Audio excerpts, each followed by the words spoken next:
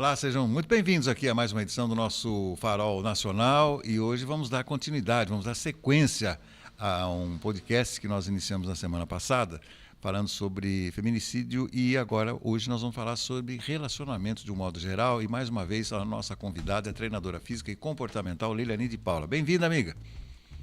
Olá, Roberto, tudo bem? Tudo bem. Olha, você sabe que você deu uma esquentada no final do nosso bate-papo a semana passada, que nós estamos falando sobre um tema pesado, mas você o tornou mais leve. Mas eu vou começar dizendo o seguinte: esses dias eu terminei um treininho, mandei uma foto minha no final do treino pro meu filho. Eu falei, corridinha finalizada com sucesso. Aí ele mandou uma mensagem para mim, tá pago. Esse tá pago, nós já falamos sobre essa história do tá pago, quer dizer o seguinte, conseguiu, né? Concluiu. Isso aí é muito comum, né? Linguagem de academia, de esportista e tal, e como você, educadora física. Mas o tal do tá pago tem a ver com metas. Quando você coloca uma meta, ou seja, você vai correr uma hora, você atingiu a sua meta, né? De uma maneira geral, depois nós vamos entrar no relacionamento, mas hoje em dia você percebe que as pessoas conseguem colocar algumas metas, ou elas conseguem, elas erram muito quando elas superdimensionam os seus próprios objetivos? Olha, colocar metas é importante, mas não é uma coisa que vai definir o seu sucesso, porque muitas vezes você vai. Nós falamos sobre procrastinação. E a procrastinação nada mais é do que uma proteção.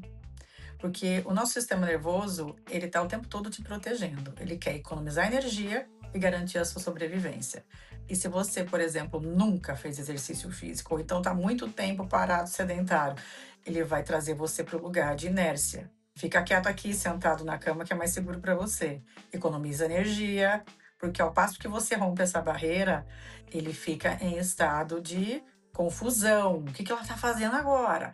Então, na verdade, nós temos que, além das metas, nós temos que olhar para outras questões emocionais também, para que a gente consiga dar um passo, depois outro, porque muitas pessoas começam e param. É o motivo de muitas das pessoas se matricular em janeiro na academia e já não está indo mais para academia. Na metade do ano já parou, está sedentário de novo.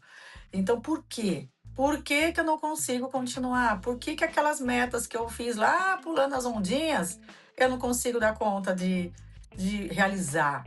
Porque tem algo mais te segurando. Então a gente fala que eu me auto-saboto. Essas palavras de procrastinação e autossabotagem está muito em moda. Mas na verdade é um mecanismo de sobrevivência. É o seu sistema nervoso agindo pensando que está fazendo um benefício para você. Então, nós precisamos olhar para os comportamentos, sim, mas também reprogramar essa mente, esse corpo, essa mente, essas memórias.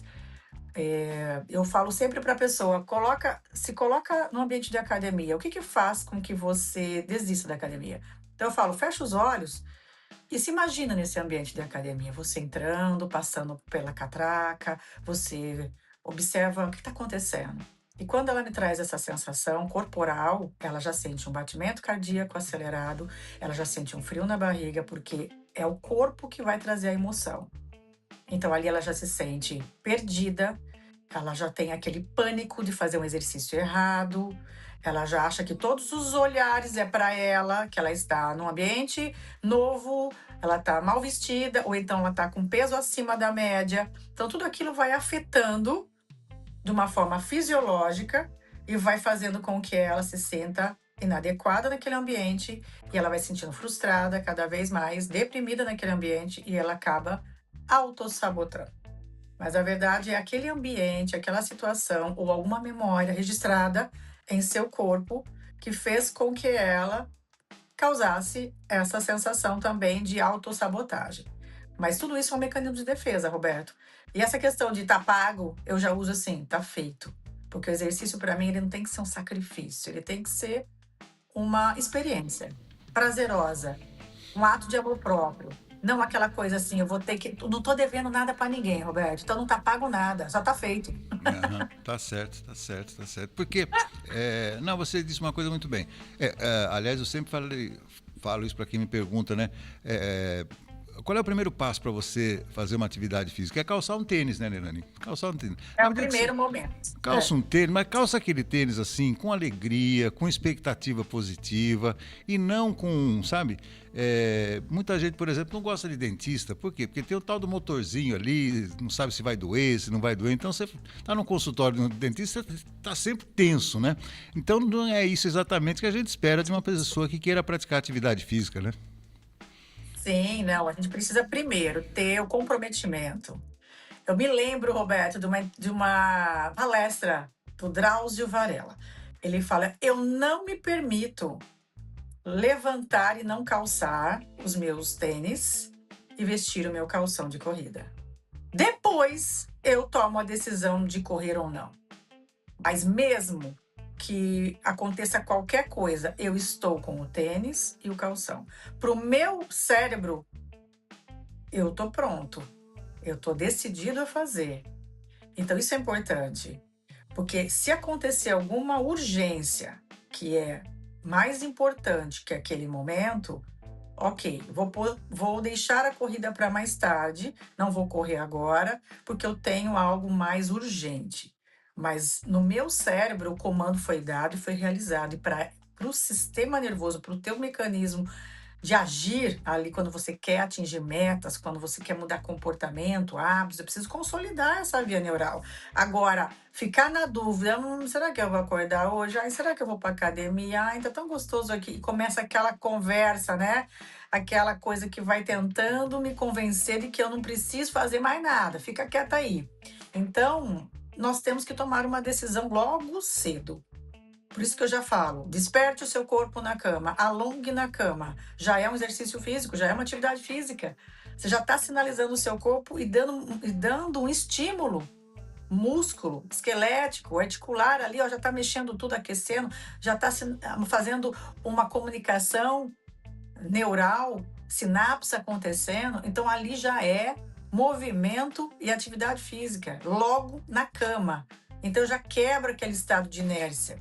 Então, é simplesmente você dar o comando, não importa a intensidade, não importa o volume disso. Simplesmente coloque o corpo em movimento de alguma forma. Vamos pensar agora num casal. No final do nosso último podcast, nós falamos sobre a questão do como o homem raciocina, como a mulher raciocina, você dizendo que a mulher gosta de falar, gosta de expor os sentimentos e tal, e o homem nem tanto, ele vai para a sua caverna, né? Agora, os relacionamentos, quando estão no começo, normalmente são mais fáceis, né, Nani? Olha, benzinho, amorzinho, etc e tal. Depois o tempo vai passando, quando você olha para trás, lá se foram 10 anos e depois lá se foram 20 anos. Você acredita que chega num ponto dos relacionamentos em que, pela ausência de surpresas, a coisa cai naquela mesmice e isso vai fazendo com que este casal, eu estou me referindo a um casal, deixe de sonhar junto, fazer planos, porque já fizeram, em tese, tudo o que gostariam de ter feito? Será que já fizeram tudo que gostaria de ter feito?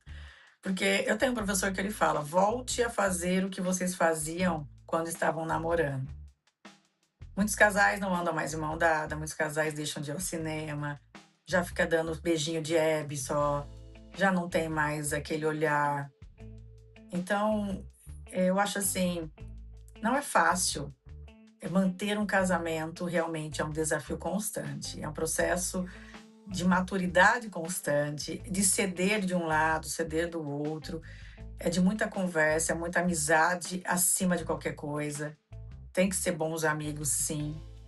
Tem que estar ali doando o seu tempo, o teu espaço de qualidade, ouvir, estar olho no olho, sair do celular um pouco e olhar no olho e ouvir realmente. Ouça o que o outro está dizendo.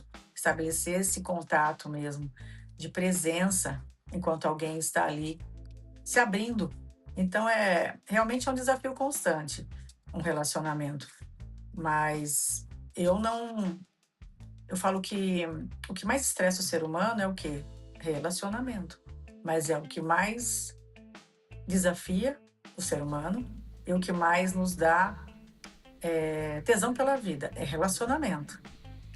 Então, o Esse- tempo todo a gente está em constante relacionamento, independente se é marido ou mulher, mas a gente tem que aprender a se relacionar com as pessoas.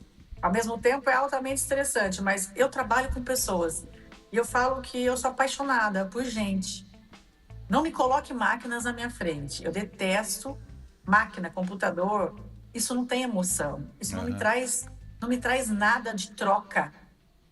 Entende? Eu preciso estabelecer essa troca. Então, o relacionamento é a base para o crescimento, da evolução da humanidade. Eu preciso me relacionar, senão eu vou ficar estagnada, senão eu não tenho conflitos para resolver, eu não vou expandir meu nível de consciência, eu não sei estabelecer o limite, o que é meu, o que é do outro, porque eu sou egoísta, é só o meu mundo. Eu estou ali como um príncipe, como que é aquele livro lá, O Pequeno Príncipe. Estou eu no meu pequeno mundo. É muito fácil, né? Eu não Exatamente. tenho um relacionamento com outro para entender, para não julgar, para acolher, para ouvir, para ter esse momento aí de escuta ativa. Então, quer crescer? Case-se. É. Esses dias eu ouvi, não, mas então, quer crescer casa, mas às vezes a vida ela faz com que duas pessoas acabem perdendo, ou por várias razões, ou porque perdeu o cônjuge, porque faleceu, ou porque separou, enfim. E aí muitas pessoas se encontram na maturidade. E aí uma dessas mulheres que já estava com esse novo parceiro dela já fazia alguns anos, ela acabou surpreendentemente abandonando, falou, ó, não dá mais. E aí ela foi contar o porquê que aquilo aconteceu, né? Falou, quer saber? Eu tenho muito mais o que viver ainda, né? E normalmente as mulheres, quando atingem essa faixa dos 50, 60, até mais, elas ainda têm muita vida, né? Tem muita vivacidade em tudo e muita alegria.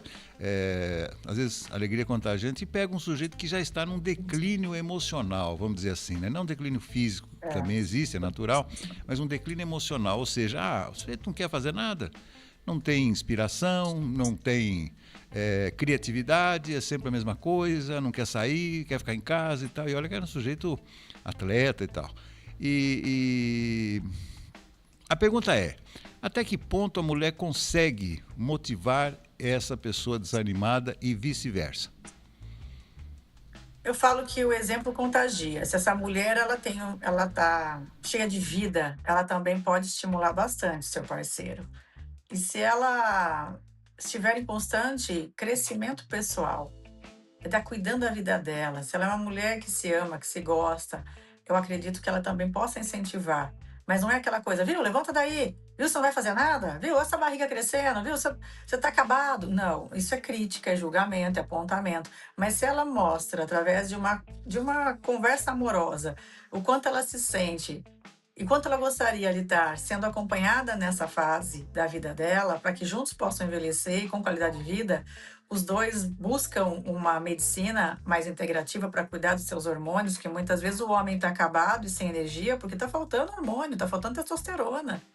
Então, muitos homens acham que é só tomar um remedinho lá para estimular na hora H, mas ele não olha para o todo. Como é que está o seu nível de hormônio? Para que você tenha uma vida saudável. Porque o hormônio não é só para isso, para os fins. É para regular o seu sistema cardíaco, muscular. Então, nós precisamos olhar para isso. Os dois estão envelhecendo com uma vida ativa, hormônio, alimentação, porque chega um determinado momento da vida, eu como qualquer coisa, ou então pessoas que ficam muito sozinhas, só marido e mulher, acabam jantando lanchinho e acabam tendo desnutrição nessa fase da vida. Olha que loucura isso, né? Porque tem preguiça de cozinhar, porque a família já não é mais aquele tamanho todo de filho, né? E não precisa mais fazer tanta comida, então, vamos comer um lanchinho só? Agora imagina, alimentação precária, baixo índice nutricional, hormônio decaindo. Você tem vontade de sair? Você não tem vontade, porque não tem hormônio. Agora a mulher, quando chega aos 50, 60 anos, vira uma chave aí, rapaz, eu vou falar para você, dá vontade de viver tudo que não viveu. É. Então, se esse homem não estiver acompanhando, ela vai sozinha. Ela vai. Ela pega avião, ela vai para outro país, ela pode não falar o mesmo idioma, mas ela pega o aplicativo do celular que traduz para ela não tá nem aí, ela vai. Porque ela tá agora com uma sensação assim, O que que eu tenho para viver daqui para frente? Então eu quero isso. Porque ela já passou pelo casamento, pela maternidade, já criou seus filhos, ela já foi sugada, ela viveu doando a vida dela. Agora ela fala: agora eu quero viver. Ela vai olhar para você: e aí? Tá pronto? Bora? Agora É, se esse homem falar: eu tô cansada, vai ficar. é, Então fica aí. Ela vai falar assim: então fica aí que eu estou indo. isso. Entendeu? Quando avisa. Agora, ela não tá falando, fica aí porque eu vou arrumar outro homem. Não, ela Sim. só quer viver. É, é, E o homem não entende que ela quer viver. Porque o que que resta para esse casal agora? Como você me falou, é a rotina. Será que vocês já viveram tudo que tem para viver? É isso? Você já traçou dentro do seu organograma ali, no seu cérebro, que você tem simplesmente até quantos anos de vida? Não. Segundo a Bíblia, nós somos criados com o desejo de viver eternamente. Não deveríamos ter essa pilha acabando, essa bateria acabando nunca. Então, essa vontade de viver tem que estar aí dentro, porque fomos criados com essa intenção.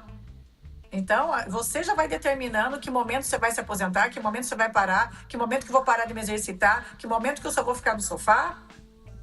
Então, eu pergunto: essa é a vida que você quer levar?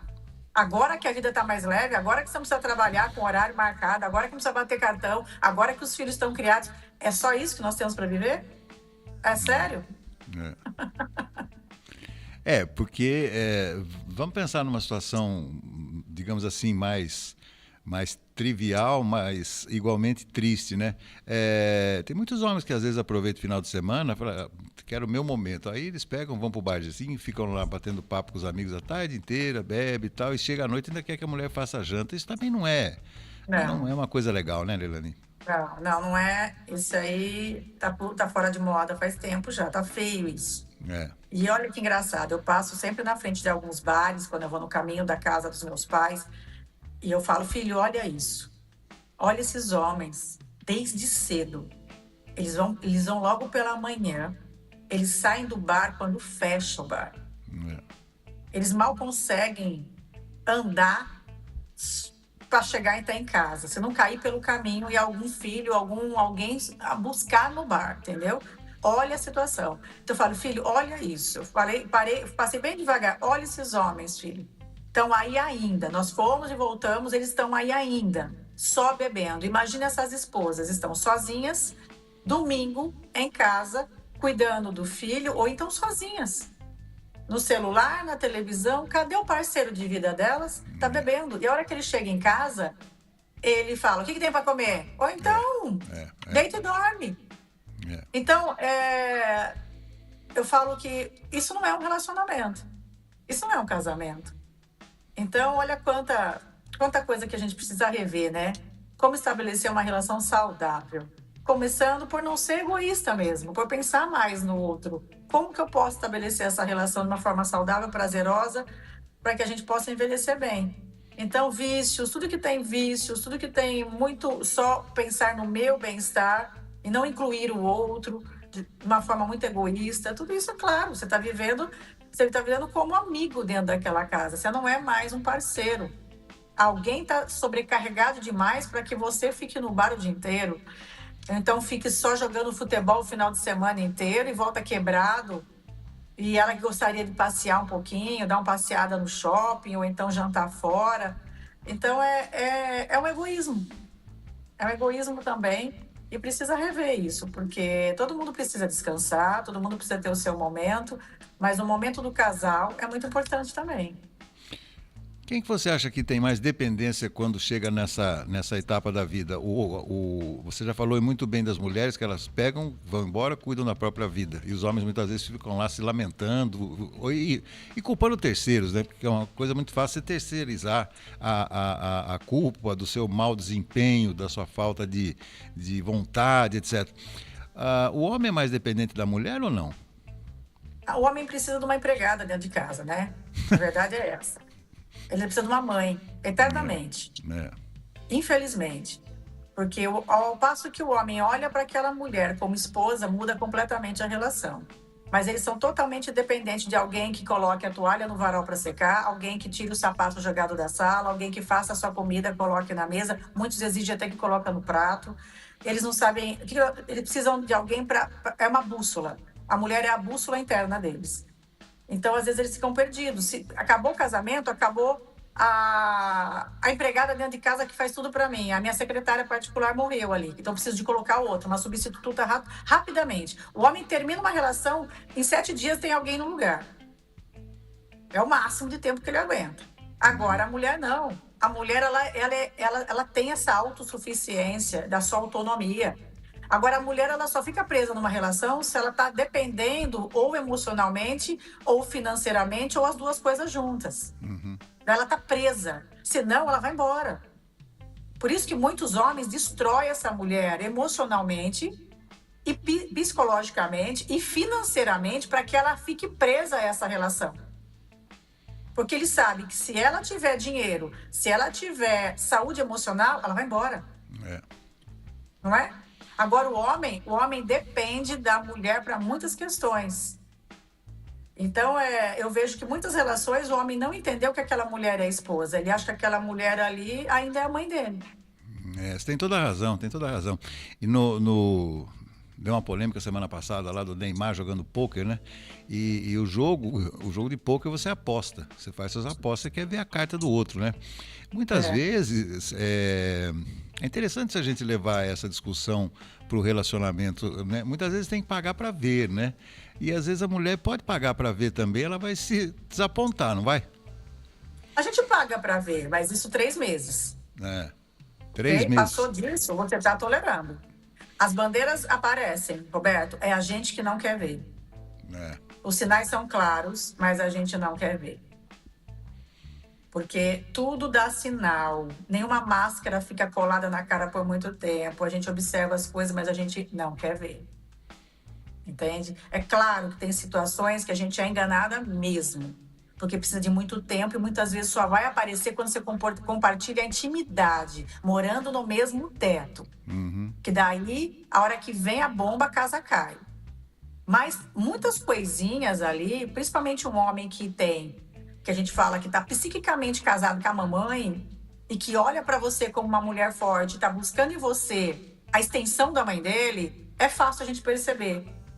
Só que a gente tem que ter um conhecimento da psicanálise, o autoconhecimento para entender comportamentos. Se você nunca leu sobre isso, nunca estudou sobre isso, você vai cair e você vai negligenciar essa bandeira vermelha. Uma vez eu vi, tem muito isso na rede social aí, o casamento. Observa a foto de casamento.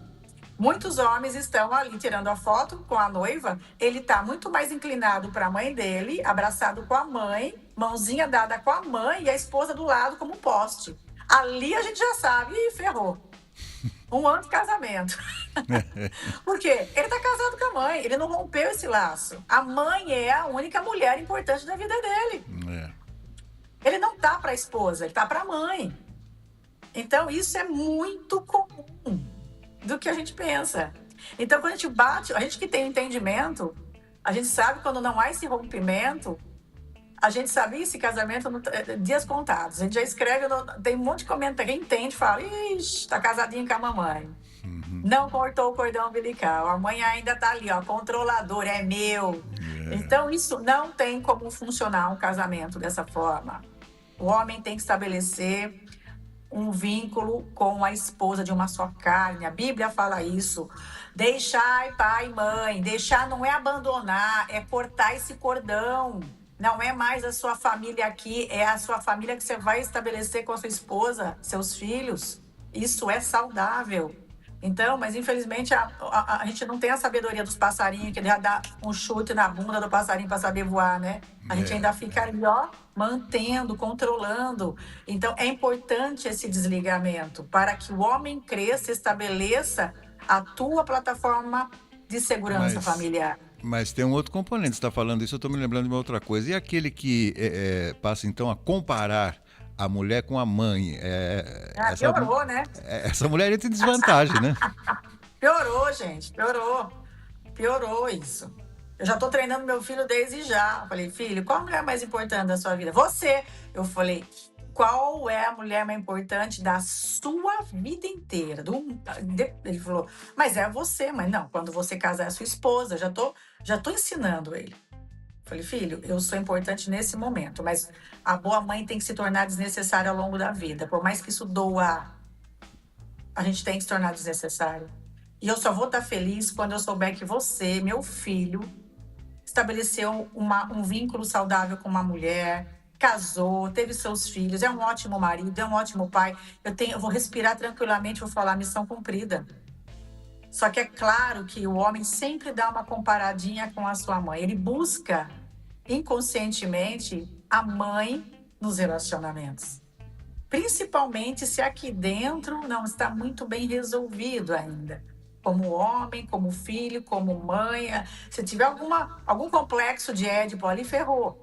Vai buscar a mãe mesmo.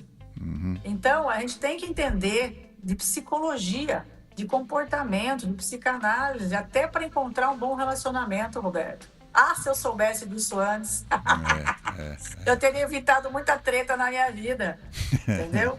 Como é importante se autoconhecer, entender como a gente funciona antes de casar. Eu falo, quer casar?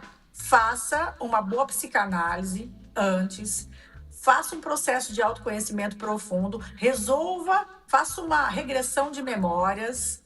Já liga para mim, agenda aqui uma regressão e atualização de memórias traumáticas, que é muito importante, neutralizar essas memórias para que você entre no casamento inteiro e não cheio de dor, problema com pai, problema com mãe, senão não vai ter relação que sustente. Não tem base, não tem chão. Você está pela metade, você não está inteiro. São dois quebrados que se atraíram pelas faltas. Então é relação pela dor, não pelo amor. Então é muito importante ter esse processo de maturação psicológica até para casar. Precisa. Ou então os dois vão se amadurecendo no caminho, mas crescendo junto. Mas se um quer buscar ajuda, o outro não vai dar certo também. Eu tenho que ter esse alinhamento de casal e de expectativas alinhadas. Um, às vezes, vai buscar pelo autoconhecimento, vai buscar por ajuda, e o outro não quer acessar suas dores, suas feridas, acabou o casamento. E o divórcio é iminente. Não tem jeito, porque essa relação está doente e vai adoecer mais ainda se ficar ali. O que é problema vai adoecer seus filhos. Então, o divórcio acaba sendo iminente nessa situação, porque ambos têm que estar alinhados. É muito importante, Roberto. Que banho de conhecimento, hein? Que banho de maturidade que você está dando em todos nós. Eu estou até me lembrando daquele comercial que passou muito sobre lá na Copa, comparando o Ronaldinho Gaúcho com um bruxo, né? Você está parecendo uma bruxa, né? Sabe? Bruxa no bom sentido. O caldeirão aqui, ó. Olha, você faz previsões e sempre com muita lucidez, né? Importante isso realmente. E agora, só para a gente terminar, eu prometo. E quando essa mulher percebe essa, não vou dizer dependência, que é um termo muito forte, mas essa proximidade que ele tem com os pais, e ela começa a interceder para que isso não aconteça com a frequência que o marido desejaria? Olha, é uma tentativa, mas não, você pode se frustrar porque o vínculo criado com pai e mãe é muito forte. Então é como se ela tivesse assim um elo de ligação muito forte. Então é mais difícil romper. Mas quando o homem entende que aquela mulher é muito mais importante na minha vida que a minha mãe, ele rompe.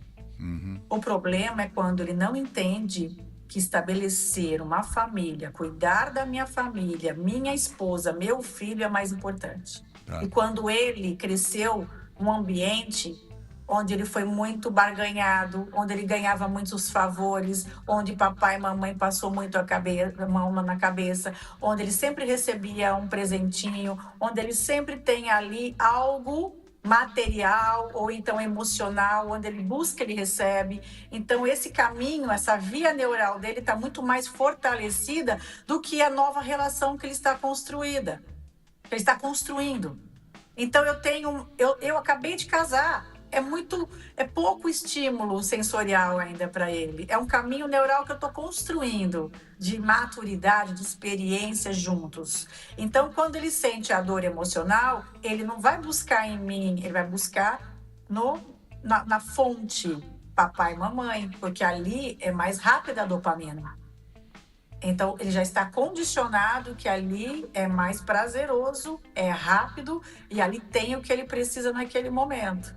Tá. Então, infelizmente, é um jogo desigual ali, não tem como lutar muito com isso. Mas quando você tem um marido que tem discernimento sobre esse comportamento, pede ajuda para romper isso e olha para você com amor, com responsabilidade, e quer ser um bom marido e um bom pai, daí vale a pena uma terapia de casal, vale a pena procurar por um entendimento da psicanálise, do autoconhecimento, para que ele possa romper de uma forma natural, como deveria ser, e sem esse choque de realidade, porque tem gente que não entende que a sua família está aqui e não ali. Eles não entendem, porque ainda eles querem estar no papel de filho, porque o filho se isenta de responsabilidade, Roberto. Autorresponsabilidade, você tem que ser homem para isso. E às vezes ele não foi criado para isso. E tem medo disso, de se autorresponsabilizar. Tipo, eu não sei ser pai, eu não sei ser esposo, eu sei ser filho. Então eu casei com essa mulher porque eu achei que ela ia cuidar de mim. Mas ao passo que essa mulher tem um filho, ele se sente sozinho de novo. O que acontece? Ferida da rejeição. Fui rejeitado, abandonado de novo. Então, quando nasce um filho, aí que o problema acontece. Porque o casal já não é mais casal, é família. E esse nome família assusta quem não tá pronto. Hein? Tá muito bom. Assusta mesmo, porque assusta. Você falou Por isso de que tantas muitos coisas. correm. Tem muita gente que corre de casamento porque assusta. O casamento é pros fortes. Não, então, sim, mas aí que tá, é uma referência, né? O que homem e mulher têm é uma referência. O que eles têm que construir é uma nova família. E uma nova família. Não é isso? Uma nova. E muitas vezes, Roberto, nós temos que desagradar os nossos pais. Tem que dizer não. Tem que ter coragem de desagradar. Olha, é o seguinte, vocês fizeram dessa forma. Eu respeito. Agora eu vou fazer diferente. E me respeitem. É assim que eu vou educar meu filho, é assim que eu quero o relacionamento com a minha esposa. E eu não estou desobedecendo vocês. Eu estou sendo responsável com a minha vida. Me permita errar. Me permita ser diferente. Só que os pais não querem. Os pais querem colocar todo mundo dentro dessa gaiola dourada, fingindo ser o comercial de Doriana Feliz. Entendeu? Com a hipocrisia, para manter uma fachada que não existe e querendo seguir protocolos que eles estabeleceram, mas não é o que eu quero como família. Não é, porque são duas pessoas, marido e mulher, vindo de famílias diferentes, que vão ter que dizer não aos seus pais, dizer não a tudo aquilo que eles viveram, escolher o que faz sentido para eles. Claro. São outras épocas, outros tempos, e as coisas mudam, assim como criar filhos. Se você pegar a educação dos pais que batiam nas suas crianças, não dá mais para você ter esse comportamento com os seus filhos. Porque já está provado pela neurobiologia do trauma que uma criança que apanhou na infância, ela tem um cérebro em conflito como uma criança na faixa de Gaza. Entende? Não dá mais para você não entender que quando você bate no seu filho, você mostra que você precisa de regulação. A criança precisa ser regulada pelo adulto. Mas quando você bate, você não tem autorregulação. Você é uma criança ferida. Agora, antigamente era normal, espancava os filhos. Ai, apanhei, mas não morri. Não morreu, mas tá aí, cheio de trauma para resolver. Tem trauma nesse corpo, tem memórias nesse corpo. Que deixou raiva, tristeza. Ah, mas eu amo meu pai. Mas tem dor aí dentro. Tem várias situações aí de memórias traumáticas que não é positivo para o adulto hoje. Então, nós temos que olhar para isso e saber que você tem que desagradar pai e mãe. Então, primeira coisa que a gente tem que entender para crescer, desagrade pai e mãe. Tenha coragem de dizer não, estabelecer os seus limites. Claro. Mas isso é honrar pai e mãe. Honrar pai e mãe não é fazer o que eles querem. É simplesmente agradecer pela vida, pelo fato de você estar vivo, pelo sim que foi dado, pela sua vida e fazer a sua vida acontecer e não deixar a responsabilidade papai e mãe depois pagar essa conta. Claro, Para claro. falar tá pago, Uhum. entendeu? Papai e mamãe, né? É. Isso não é honrar, é desonra isso. Então, o que nós precisamos é ter coragem de desagradar para estabelecer uma relação diferente, diferente e não disfuncional, é diferente do que eu e minha esposa tivemos. Porque nós dois tivemos agora experiências atualizadas e nós vamos fazer baseado no que está dando mais certo hoje. Nós vamos fazer os nossos métodos aqui para criar nosso filho, para estabelecer esse relacionamento que é bom para os dois. Mas esse é onde pega, Roberto. Ah, minha Perfeito. mãe é assim, meu pai é assim. Ah, porque minha mãe faz isso. Ah, porque meu pai faz aquilo, viu? A gente está sendo extensão da vida dos dois, Claro, claro, não é? claro. Muito lúcido, muito lúcido. Está muito inspirado hoje para variar, de novo. Leilani de Eita. Paula, treinadora física e comportamental, membro aqui do nosso Farol Nacional. Muitíssimo obrigado, amiga. Voltaremos na próxima semana com um novo tema, com novas discussões e novos esclarecimentos que sempre você nos proporciona. Obrigado, querida. Até a próxima. Até a próxima. Valeu. Leilani de Paula conosco. Eu fico por aqui. A semana que vem tem mais. Até lá. Algumas novidades merecem ser descobertas antes de todo mundo. E quando elas chegam, abrem caminho para novas possibilidades. O Grupo Engep está preparando algo especial. Ainda não é hora de revelar todos os detalhes, mas você pode estar entre os primeiros a saber. Acesse www.grupoengep.com.br, faça o seu cadastro e receba em primeira mão todas as novidades. Um novo horizonte está prestes a se abrir. Em breve, novidades do Grupo Engep.